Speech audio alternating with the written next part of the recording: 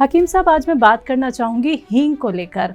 एक तो हींग के फ़ायदे क्या होते हैं, क्योंकि जब हम खाना बनाते हैं और ख़ासकर महिलाएं हींग का इस्तेमाल बहुत ज़्यादा करती हैं, तो आज बेसब्री से हमारे व्यूवर्स इंतज़ार कर रहे होंगे कि हींग के फ़ायदे क्या क्या होते हैं और कितनी मात्रा में इसका इस्तेमाल करना चाहिए। हाँ, देखिए, हींग गर्म तबीयत की होती है, जिस्म में गर्माई बनाए रखती है जी।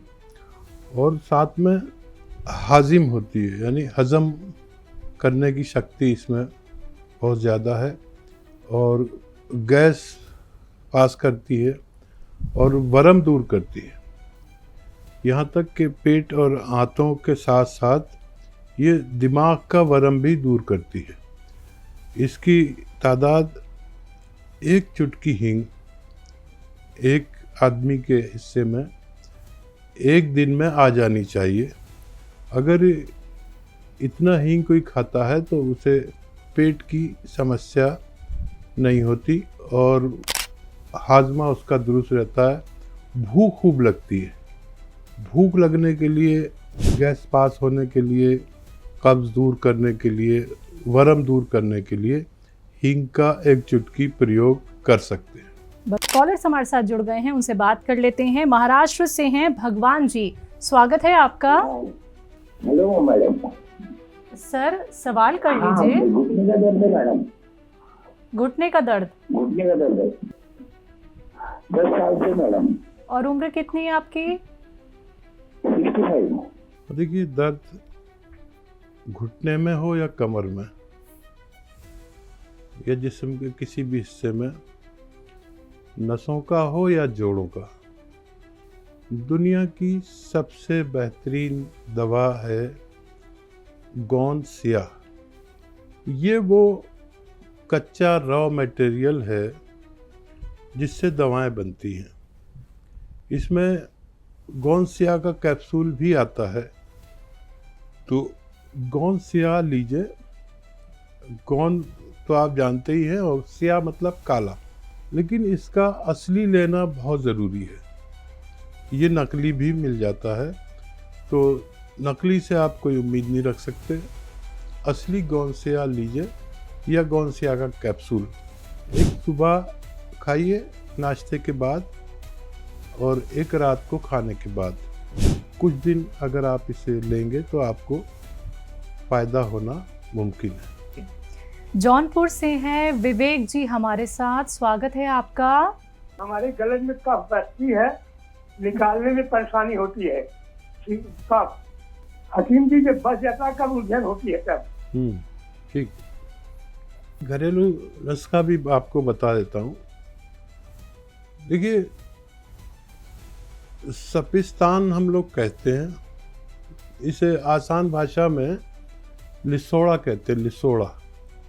लिसोड़ा लीजिए 100 ग्राम। और उन्नाब एक बेर की तरह फल है, लाल किस्म का, सुर्ख। तो उन्नाब 100 ग्राम और अलसी 100 ग्राम, ये तीनों चीज़ों को, और उन्नाब की गुठली निकाल कर फेंक देना। कभी आप कहें कि बताया नहीं, उन्नाब की गुठली निकाल कर फेंक देते हैं, उसका छिलका इस्तेमाल करते हैं। बाकी चीज़ों को आप पाउडर बनाकर 100 ग्राम लेकर पाउडर बनाकर रख लीजिए और 1 चम्मच इसका पाउडर सुबह खाली पेट गर्म पानी या चाय के साथ लिया करें और 1 चम्मच रात को सोते समय। ऐसे मरीज़ जिनको कफ बनता है, बलगम आता है, उन्हें दूध इग्नोर करना चाहिए, दूध नहीं पीना चाहिए, खट्टी चीज़ें, बादी चीज़ें नहीं खानी चाहिए। अगर 6-7 महीने आप इसका प्रयोग करते हैं तो आपको फ़ायदा होना मुमकिन है। अगले कॉलर हैं गुजरात से गुलाम रसूल साहब, स्वागत है आपका। हकीम साहब, आपकी दवाई तो 5 महीने से चालू है। 8 महीने से चालू है। गोंदिया मंगवाया था, उसके बाद 5 दिन के बाद दूसरा दवा मंगवाया। तबीयत कैसी है? सुबह शाम ले रहा हूँ। अभी ये पेट में थोड़ा बहुत दर्द चालू है। अभी रह गया थोड़ा सा? और कम। हाँ, पहले तो बहुत तकलीफ था, दवाई चालू किया, उसके बाद 50% तो आराम हो गया है। हाँ, देखिए, ऊपर वाले का शुक्र कि आपको 50% फ़ायदा हो गया है और ये जो दवा आप तक पहुंची है, हो सकता है इसको पूरा खाने तक आपका पूरी तकलीफ चली जाए। और लगातार खाते रहिए और बस वज़न मत उठाइए। वज़न उठाना आपके लिए नुकसानदेह है। और हो सके तो वेस्टर्न टॉयलेट, जो कुर्सी वाला शौचालय होता है, उसका प्रयोग करिए अपनी ज़रूरत में, तो आपको और जल्दी फ़ायदा होना मुमकिन है। जी जी। पालम से हैं अलका जी, स्वागत है आपका। हाँ हेलो। हेलो अलका जी, बताइए, प्रश्न करिए। हाँ, मेरी बेटी को MND की बीमारी। अच्छा, क्या होता है उन्हें? MND की बीमारी है। हाथ पर की उंगलियां मुड़ गई है और चल नहीं सकती। उम्र कितनी है बेटी की? 45 साल। ठीक है जी। और देखिए, एक तो उनको